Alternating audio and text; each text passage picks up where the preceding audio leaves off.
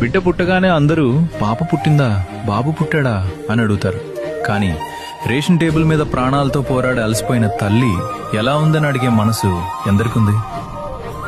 సిసెక్షన్ అంటే కేవలం సర్జరీ కాదు, ఒక స్త్రీ తన దేహాన్ని ముక్కలు చేసుకోవడానికి ఒప్పుకున్న సాహసం. మత్తు మందిచ్చేటప్పుడు ఆ వెన్నెముకలో దిగే సూది నొప్పి కంటే తన కడుపును కోస్తుంటే వచ్చే చల్లని స్పర్శ భయంకరంగా ఉంటుంది. శరీరం మొద్దుబారిపోవచ్చు, కానీ తన లోపల అవయవాలను పక్కకు జరుపుతుంటే వచ్చే ఆ లాగుతున్న సెన్సేషన్ ఒక నరకం. ఆ క్షణం ఆమె మనసులో ఉండేదొకటే, నేను తిరిగి మా ఇంటికి వెళ్తానా, నా బిడ్డను చూస్తానా అనే ఒకే ఒక్క భయం. అవును, ఆమె అక్కడ బిడ్డను కనటం లేదు, మరణంతో యుద్ధం చేస్తోంది. నొప్పి ఆపరేషన్తో అయిపోదు, మత్తు దిగాక అసలు శిక్ష మొదలవుతుంది. తన బిడ్డ ఏడుస్తుంటే ఎత్తుకోవాలని ఉంటుంది, కానీ కనీసం పక్కకు తిరగలేని అసహాయత. ఆ కుట్ల మీద పడే ప్రతి ఒత్తిడి ప్రాణాన్ని తీసేంతలా ఉంటుంది.